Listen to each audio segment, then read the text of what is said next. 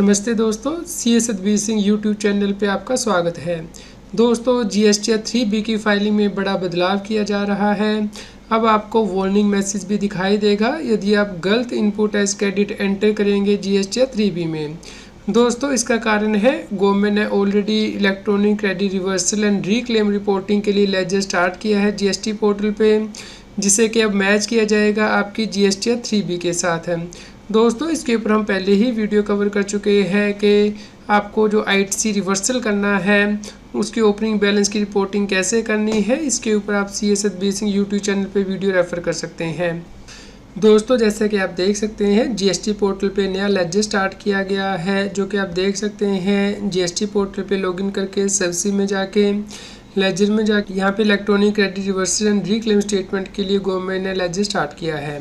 तो दोस्तों, यहाँ पे आपको ओपनिंग बैलेंस रिपोर्ट करने हैं जो आपने ITC अभी तक रिवर्स कर दिया है और आप रिक्लेम करेंगे। जैसे कि आपने 180 डेज़ के अंदर पेमेंट नहीं की है या फिर आपके सप्लायर ने GST 3B फाइल नहीं की है 30 सितंबर तक, तो उस केस में आपको ITC रिवर्स करना है। आप उसको रिक्लेम कर पाएंगे, लेकिन वो तभी हो पाएगा यदि आपने यहाँ पे ये रिपोर्टिंग की हुई है। तो इस पर डिटेल वीडियो ऑलरेडी अवेलेबल है हमारे चैनल CS सतबीर सिंह पे। तो दोस्तों, जब आप ये रिवर्सल कर देंगे तो उसके बाद ये अमाउंट आपके electronic credit reversal and reclaim statement में चला जाएगा। तो उसके बाद जब आप रिक्लेम करेंगे GST 3B में, तो इस लेजर में से ही आप देख पाएंगे कि कितना आपने रिवर्सल किया था, कितना रिक्लेम कर लिया है। तो गवर्नमेंट के द्वारा चेक लगाया गया है और अब इसे GST 3B में इनकॉर्पोरेट किया जाएगा, ताकि यदि आप कोई वैल्यू एक्स्ट्रा क्लेम कर रहे हैं इस बैलेंस से ज़्यादा तो आपको वार्निंग दिखाई जा सके। तो दोस्तों, ये वैलिडेशन जो लगाया जाएगा वो GST 3B के टेबल 4D क्लोज 1 के अंतर्गत लगाया जाएगा। तो दोस्तों, पहले GST 3B का टेबल 4D समझ लेते हैं। दोस्तों, जैसे कि आप देख सकते हैं GST 3B में टेबल 4 आता है जो कि ITC से रिलेटेड होता है। यहाँ पे 4A के अंतर्गत आप ITC क्लेम करते हैं, 4B के अंतर्गत ITC रिवर्स करते हैं। तो दोस्तों, यहाँ पे 4B क्लोज 2 के अंतर्गत आपको ITC रिवर्स करना है, जो कि आप रिक्लेम करेंगे। जैसे कि आपने 180 डेज़ के अंदर पेमेंट नहीं की है या आपके सप्लायर ने GST 3B फाइल नहीं की है 30 सितंबर तक, तो आपको ITC रिवर्स करना है, जो कि आप रिक्लेम करेंगे। फ्यूचर में जब आप रिक्लेम करेंगे तो यहाँ पे टेबल 4A5 के अंतर्गत भी रिपोर्टिंग करेंगे और यहाँ पे टेबल 4D1 के अंतर्गत भी रिपोर्टिंग करेंगे, यानी कि ITC reclaimed which were reversed under table 4B2 in earlier tax period. तो दोस्तों, इसी के लिए अब यहाँ पे चेक लगाया जाएगा कि आप कितना ITC दोबारा से रिक्लेम कर रहे हैं। कहीं ये स्टेटमेंट से ज़्यादा तो नहीं है जो आपने अभी ओपनिंग बैलेंस डिक्लेयर किए हैं उससे ज़्यादा। तो दोस्तों, अब GST 3B में आपको वार्निंग मैसेज दिखाई देगा यदि आप ITC को रिक्लेम करेंगे और वो उस अमाउंट से ज़्यादा होगा जो कि आपके स्टेटमेंट के ओपनिंग बैलेंस में आ रहा है as on date, plus ITC जो आपने रिवर्स किया है करंट टैक्स पीरियड में, जिससे कि हम अभी एग्जाम्पल के साथ समझेंगे। तो मान लीजिए दोस्तों, tax payer monthly return file करता है और उसका बैलेंस है स्टेटमेंट में IGST, CGST, SGST और सेस का, जैसा कि यहाँ पे दिया गया है 5000 रुपीज़, 1000 रुपीज़ और 1000 रुपीज़ और 500 रुपीज़ है। यानी कि आपने ओपनिंग बैलेंस डिक्लेयर किया है कि आपने रिवर्स कर चुके हैं पिछली GST 3B की रिटर्नों में, जो कि आप रिक्लेम करेंगे फ्यूचर में।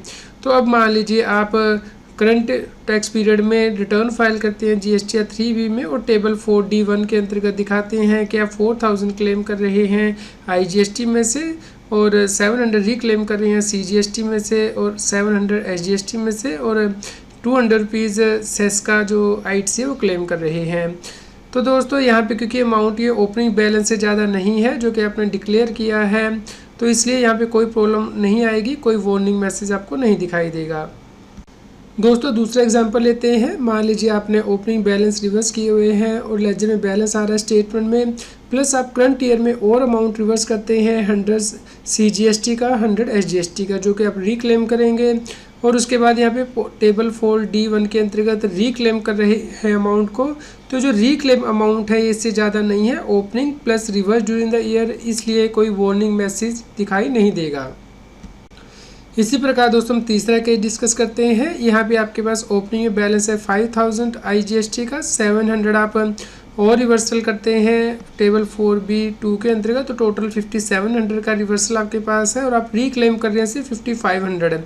इसी प्रकार CGST में opening plus reverse during the year और आप रिक्लेम कर रहे हैं सिर्फ 700, तो 1300 में से सिर्फ 700 क्लेम कर रहे हैं CGST और SGST में, और सेस में 500 प्लस 100 600 आपके पास है, लेकिन आप रिक्लेम कर रहे हैं सिर्फ 200 रुपीज़, तो यहाँ पे भी कोई वार्निंग मैसेज नहीं आएगा।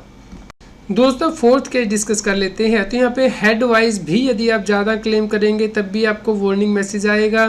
जैसा कि आपका IGST में तो 5000 का ओपनिंग बैलेंस है जो कि आप रिक्लेम करेंगे, लेकिन 4000 ही रिक्लेम कर रहे हैं, तो यहाँ पे IGST के हेड के अंतर्गत या CGST और SGST के हेड के अंतर्गत तो आप ज़्यादा क्लेम नहीं कर रहे हैं, लेकिन सेस के हेड के अंतर्गत आप ज़्यादा क्लेम कर रहे हैं, क्योंकि 500 आपका ओपनिंग है प्लस 200 आपने करंट ईयर में रिवर्स किया, तो टोटल 700 ही आपके पास है रिक्लेम करने के लिए, और आप रिक्लेम कर रहे हैं यहाँ पे 800 रुपीज़, तो ये अलाउड नहीं किया जाएगा, आपको वार्निंग मैसेज यहाँ पे दिखाई देगा।